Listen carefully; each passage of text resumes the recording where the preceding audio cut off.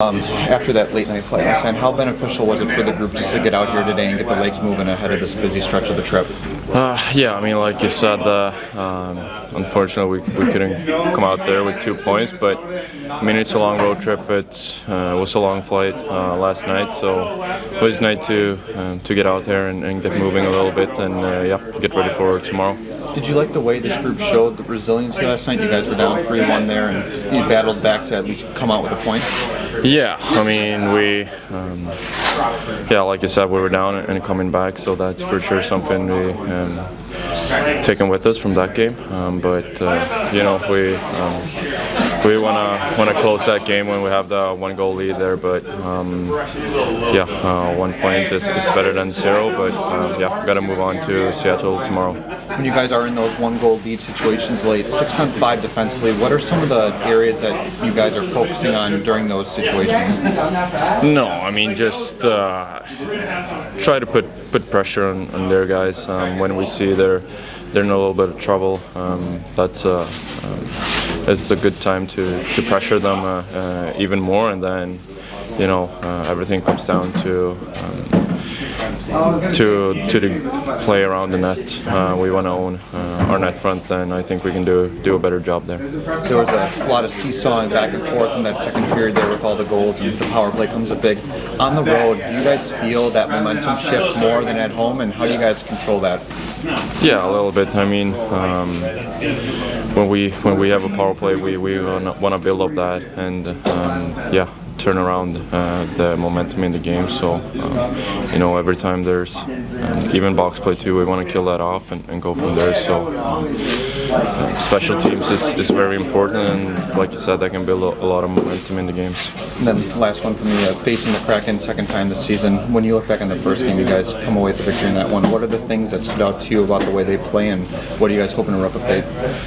No, I think we're going to focus on our game, play a fast game, get in on our forecheck. I think our forecheck's been pretty good last 2 games here, and when we have a good forecheck and can work with some pucks in the offensive zone, we're a good team. So I think just play quick through out of our own end and through the neutral zone and get down there and work in their D zone. Is everybody available tomorrow besides Appleton and? Yeah, everybody's available. I keep telling everybody that bumps and bruises exist, but they do on all 32 teams. So we're dealing with stuff, and we'll be fine, ready to play. Where do you see, what area most needs to improve for this team to?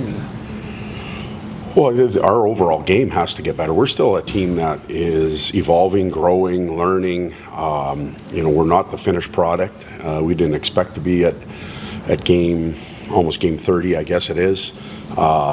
We've got some youth in the lineup that has to continue to experience things, make mistakes. We'll help them fix it. We've got some veterans that we're pushing to get a little bit more out of. So our team, our complete and overall game has to improve, both offensively and defensively. So, is there something from camp, from all those 3 weeks, is there something that you like most that you guys have taken from that and are still doing? I think that there's concepts that we've put in play, and they've been good, and then they slip a little, and then they've been good. We're still trying to, not force, but trying to aggressively push our defensive responsibilities. And that's not always just in our zone. That happens up ice, that happens through the neutral zone. And then when we're coming into our zone, it's important the decisions we make in those areas, and then once we're in our zone. So all those concepts are important. We put them in place in training camp, and we're learning on the fly, and we're trying to correct on the fly, and we need to get better on the fly. Is game management maybe what, I don't want to use the word frustrated, but along those lines that you just, why is it not catching? Why? Well, how many lessons need to be learned? It catches and then it releases, and then it catches and then it releases, and the lessons that we. Some nights teams are just going to beat us. We're going to play well and lose. There's other nights when we beat ourselves a little bit. Those are the frustrating ones. And I believe that the players are, they're talking about it more. They're more aware of it. They're beginning to hold each other accountable with it. They want to repair it. And that's a real good first step. At least they're alert and they're conscious of it.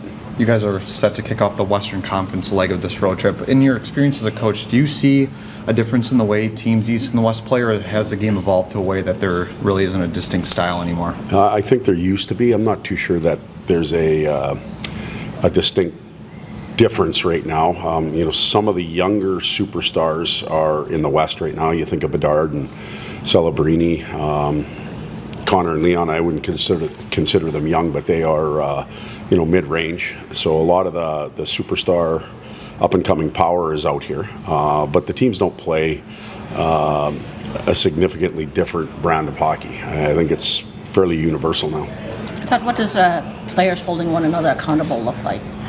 Well, sometimes it's frustration and they're barking at each other. We're a family, so nobody's holding hands and skipping stones all the time. So that's one thing. But then they're also discussing things. They're, the D are talking to the forwards and back and forth. If this happens, I'm going here. The more responsibility they take on, the better opportunity we have of having overall success. So the accountability can go anywhere from verbal frustration to small groups getting together and figuring things out to team dinners, that type of stuff. So it's all over the map. And then just building off of last night's game, I know that 2 points would have been good, but you still got the one. Can you build on the resiliency, the power play? What are some areas that this group you want to carry over? Well, we can carry over a number of things. I thought we did good things in that game. Power play was real good. I thought once we established playing our game, we got our forecheck going and created a lot of chances off of the attack that way. We stayed in the game, which was real important. We did that the night before and against Boston. All of a sudden it's 3-2 and we got a real important goal to put us further ahead. Last night we had to come from behind.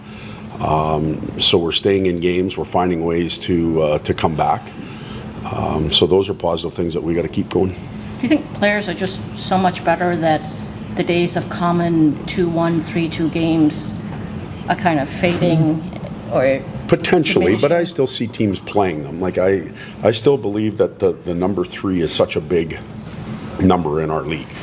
I think you see more total goals scored, the 5-4 games. But if you get the 3 first, or you're hovering around that 3 mark on any given night, you have a real good chance of winning. And we've been there a number of times and haven't won just because we're giving up too much. And so for me, it's still 3.